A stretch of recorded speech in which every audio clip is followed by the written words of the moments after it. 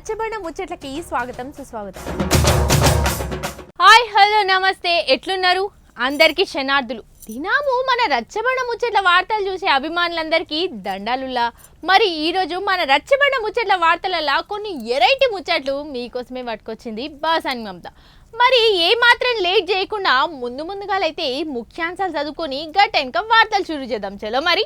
School first, college first, మండలంలో, జిల్లాల, రాష్ట్రంలో చదువులలో ఫస్ట్ వచ్చిన, ఆటల పోటీలలో ఫస్ట్ వచ్చినా గానీ ఊర్లలో అందరు కలిసి ఏం చేస్తారంటే సన్మానించే కార్యక్రమం పెట్టుకుంటారు. ఈ భారతదేశంలోనే పెద్ద పెద్ద అవార్డులు సంపాదించిన వాళ్ళకు, అంటే పద్మభూషణ్, పద్మ విభూషణ్ అవార్డులు సంపాదించిన వాళ్ళకు ప్రభుత్వమే అధికారికంగా సన్మానించే కార్యక్రమం మొట్టమొదటిగా చేసిరట.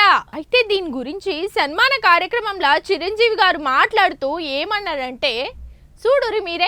మొన్న శిల్పకళా వేదిక కాడ సన్మానం చేసే కార్యక్రమం పెట్టుకున్నదట ప్రభుత్వము. ఎవరికో ఎరికేనా పద్మ విభూషణ్, పద్మశ్రీ అవార్డులు వచ్చిన వాళ్ళకే. అయితే చిరంజీవి సారుకు అట్నే పోతే పాత ఉపరాష్ట్రపతి వెంకయ్య నాయుడు సార్లకు పద్మ విభూషణ్ అవార్డులు వచ్చినాయి. ఇగో చిరంజీవి సార్ మాట్లాడుకుంటే ఏమన్నాడో ఇను రూపారి అగనట.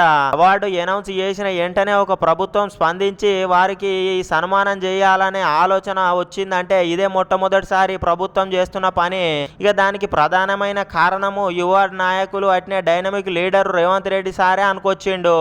ఇక అటెంక చిందు యక్షగాన కళాకారుడు గడ్డం సమ్మయ్య, బుర్రవీణ వాయిద్య కళాకారుడు దాసరి కొండప్ప, శిల్పి ఆనందాచారి, కవి కూరెల్ల విఠలాచార్య, సంగీత కళాకారుడు సోమ్లాల్ సార్లకు సన్మానాలు చేసిర్రట. ఇక ఆంధ్రాల హరికథలు చెప్పే ఉమామహేశ్వరి మేడంకి సుత మర్యాదలు చేసిర్రు అన్నట్టు. గంతేకాదుల్లో తలా 25 లక్షలు ఇచ్చి నెల 25,000 పింఛన్ సుతా ఇస్తానని ఒప్పుకున్నాడు రేవంత్ రెడ్డి సారు. కరెక్టే. మరి మనకు గౌరవాన్ని తెచ్చిపెట్టిన వాళ్ళను గౌరవంగా చూసుకోవాలి, గర్వించదగ్గ విషయం మీద వచ్చిండు. చూసిరు కదా ఇయాల్టి రచ్చబండ ముచ్చట్లలో విచిత్రమైన ముచ్చట్లు. మరి రేపొచ్చే రచ్చబండ ముచ్చట్లో మళ్ళీ కలుసుకుందాం. అంతవరకు సెలవు మరి.